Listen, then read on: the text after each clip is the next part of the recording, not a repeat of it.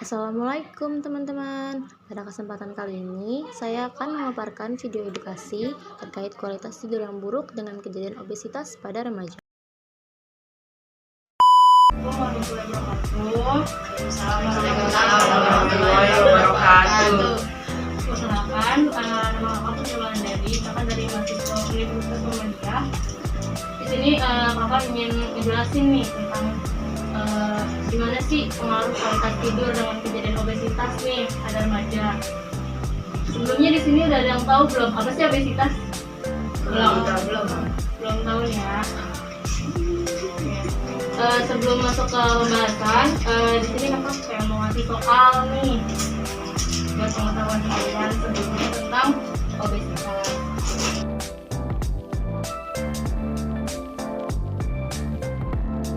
Baik, sebelum mulai pembahasan, di sini kakak bagiin dulu nih tentang pembahasan yang bakal kita bahas hari ini.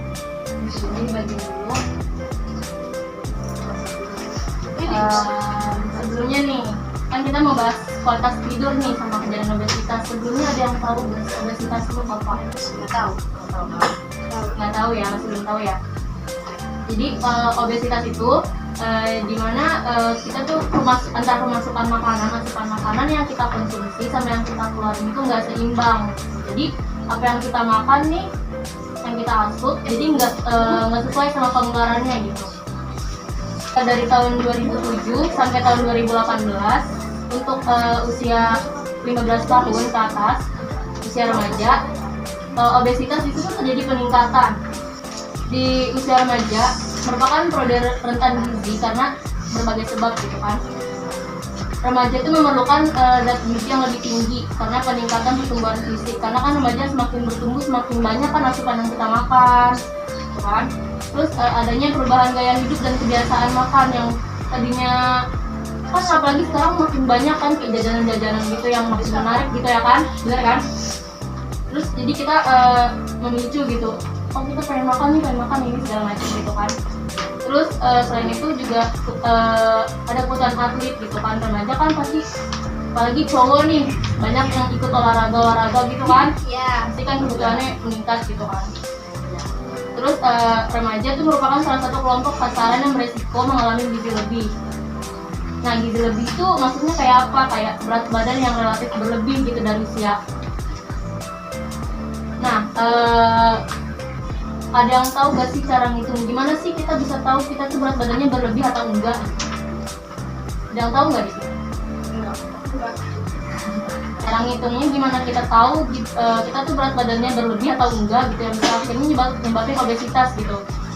Kita ngitung berat badan dalam kilogram, misalkan kayak siapa namanya ini?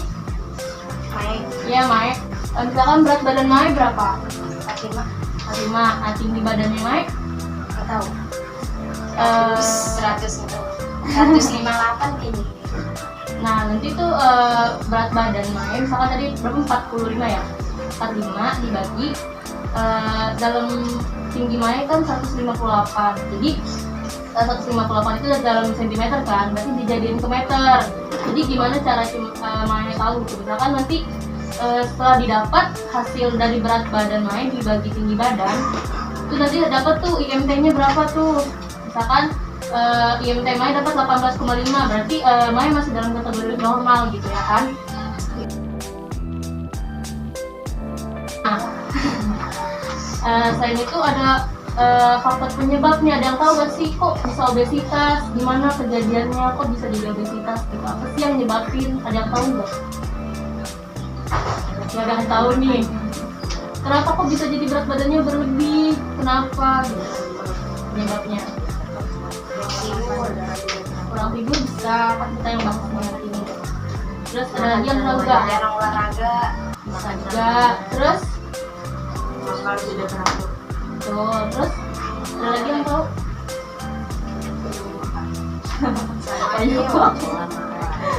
Ada lagi nggak yang tahu nih? Tidak perlu olahraga. Iya juga.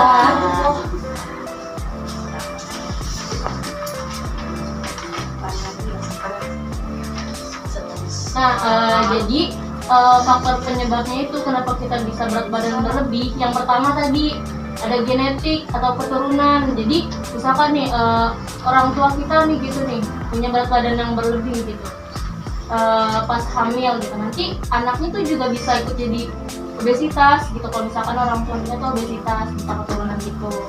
Terus selain itu ada pola makan tadi kan yang tadi dibilang pola makannya nggak bener nih, misalkan sering makan junk food kan kayak makanan cepat saji, nah itu juga bisa meningkatkan risiko obesitas. Selain itu juga aktivitas fisik yang kurang, kayak kita misalkan habis makan nih kita nggak ada gerak-gerak, diem aja gitu. Terus jarang olahraga juga tadi.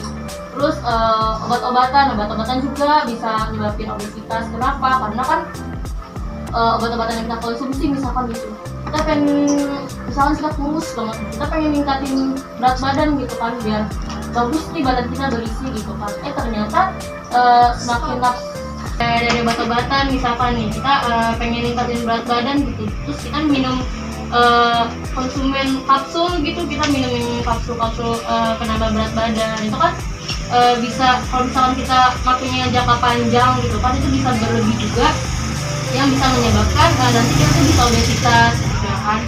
Terus hormon juga, hormon yang menyebabkan nafsu makan kita meningkat gitu. Terus selanjutnya udah pada tahu belum nih bahaya dari obesitas itu apa sih? Berlebih berat badan itu ada bahayanya gitu kan.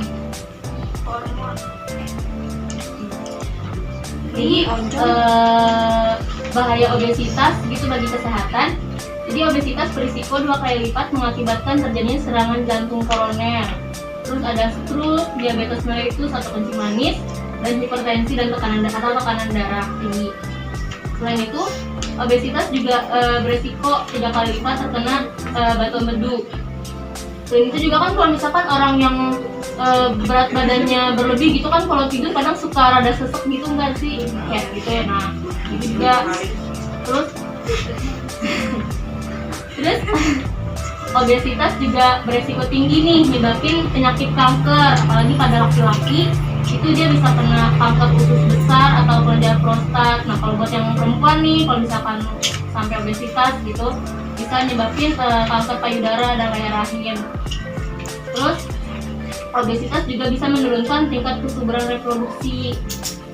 Nah gimana sih gitu caranya mencegah obesitas? Yang pertama kita perhatiin dulu nih asupan yang kita konsumsi udah sesuai belum, tuh kan harus sesuai nih dengan isi piring tuh, harus ada karbohidratnya, harus ada lauk pauk hewani segala macam nabati, buah-buahan gitu kan, harus sesuai gitu takarannya. Terus juga harus membatasi makanan siap saji.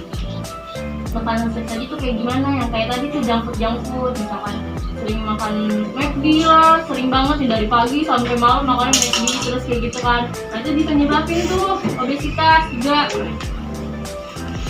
Nah sekarang kita masuk ke pembahasan tentang kok bisa sih kualitas tidur kita gitu nyebabin obesitas, kenapa gitu kan.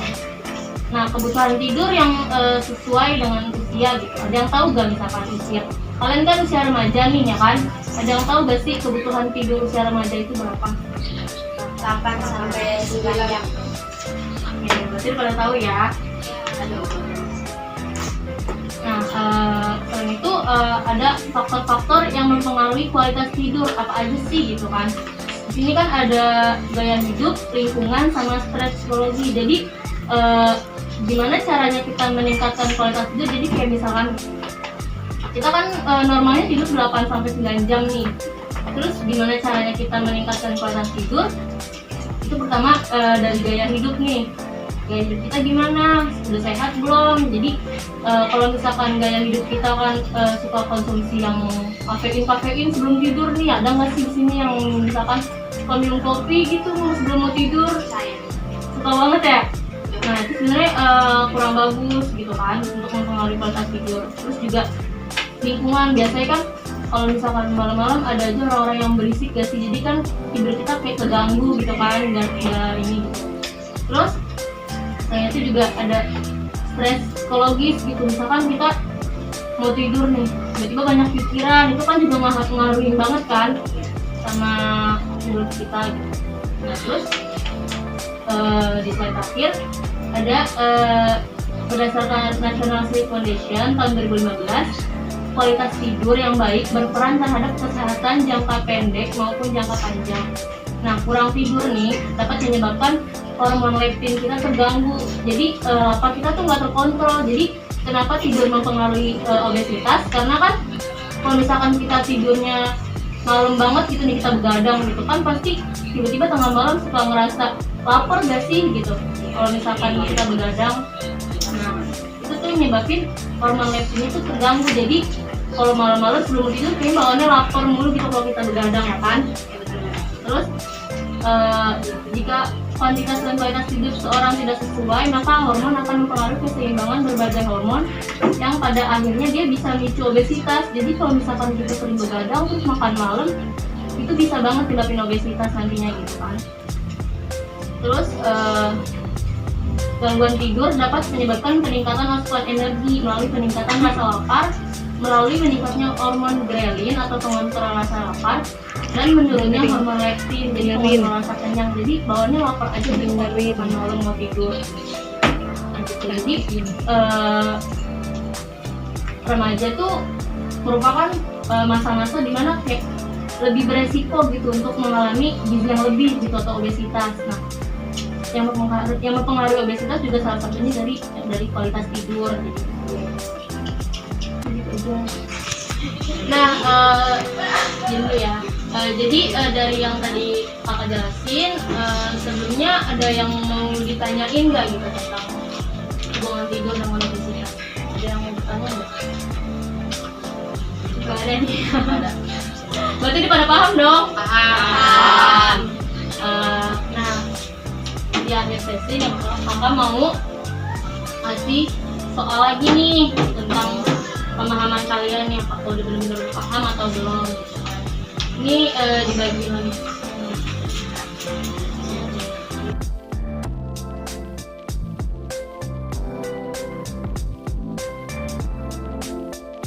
Dari apa yang sudah kakak sampaikan, ada bermanfaat, juga kan bisa ditingkatin nih. Bisa ditingkatin nih, gimana sih cara ngatur pola makannya?